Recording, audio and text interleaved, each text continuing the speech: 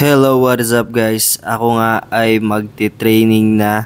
Nandito na ako ngayon sa Calao sa Mariana Academy ng 2-5. For those of you na gusto mag-enroll, ang price sa Mariana ay 5,000 pesos for 2 days kasama na ang lunch. Ano nga ba ang 2-5? Ang 2-5 ay practical assessment para sa mga seaman para makasampa ng barko as able seafarer. Well, may 2 araw dito sa Mariana.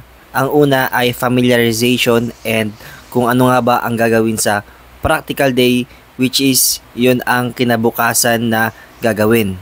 Ang experience ko dito sa Mariana ay okay naman, hindi naman ganoon kahirap dahil yung mga pinapagawa dito ay usually ginagawa naman talaga sa barko. At sa unang araw naman, ifa-familiarize kayo sa mga dapat nyong matutunan, especially ang wire splicing na to. Diyan talaga ako nagkamali at nahirapan.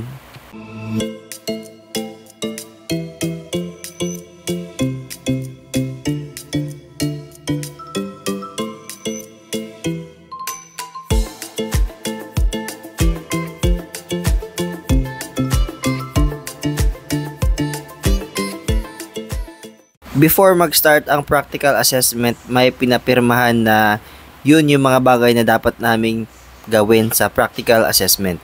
During the practical assessment, hindi ako nakapag-vlog during break lang dahil nga syempre busy ako. Pero nga guys, kayang-kaya nyo yan dahil ang mga ginagawa dito ay ginagawa rin sa barko. Pero syempre, gusto ko sa inyong i-share experience ko. Ang mga ginawa namin ay mga halimbawa lang naman to guys. Pagtali ng bosun's chair at gindola, parts ng container, mga basic knot tying such as bowline in the bight, IMDG code dapat sa ulado nyo yan. Yung mga kulay ng mga pipeline sa barko dapat alam nyo rin yan. Parts ng pang-secure sa paint store. Nagkaroon din kami ng mooring operation which is 2, ang pagdikit sa puerto at ang SBM or single buoy mooring arrangement. Muntik ko na palang makalimutan guys, before kayo makapag-apply or makapag-enroll sa Mariana or sa iba pang assessment training center, kailangan nyo munang kumuha ng application code sa Marina. Ito nga ang pinakauna nyong gagawin.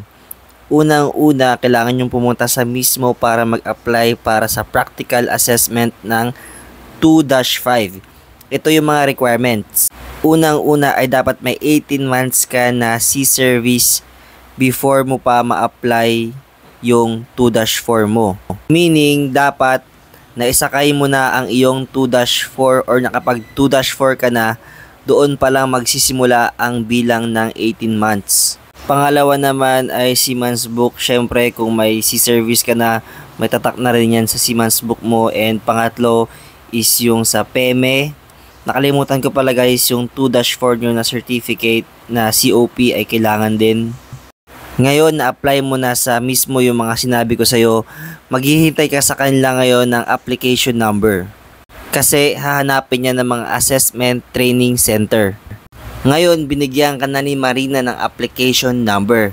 So, pwede ka nang pumunta sa mga assessment training center kung saan man yan. Ang halimbawa ko lang ay Mariana dahil dyan ako nag-training at nagbayad ako ng lumalagapak na 5,000 pesos. Ako nga guys, tapos ko na ang aking practical assessment at nagpasa na rin ako sa Marina ng aking mga requirements para ma-COP ko na. At ito ang mga kailangan nyo para makapag-COP kayo. Ang pinakauna nga ay ang inyong 2-4 COP certificate, pero hindi nyo na kailangang i-upload dahil sila na mismo ang magbe-verify nyan sa kanilang system. Pangalawa naman ay SID or passport na valid. Pangatlo naman ay medical, pero ang kailangan mag-code niyan ay medical facility. So sabihan nyo ang inyong mga crewing officer. Pang-apat naman ay colored 2x2 picture within 6 months. At ang pinakahuli naman ay ang inyong certificate galing sa inyong training assessment center kagaya ng Mariana. Lahat ng kailangan nyo para makapag-apply sa 2-5 ay nasa mismo account nyo na at hindi nyo na kailangan ng mga fixers para tulungan kayo. Kahit sa pag-upload ng mga certificate ay kayang-kaya natin gawin yan guys. Basta may cellphone ka at may internet, pwedeng-pwede na. So far, naghihintay na lang ako ng aking final evaluation for my COP ng 2-5 which will take for about 1 month. Well, matagal talaga pero hindi na ako magpipila kagaya dati.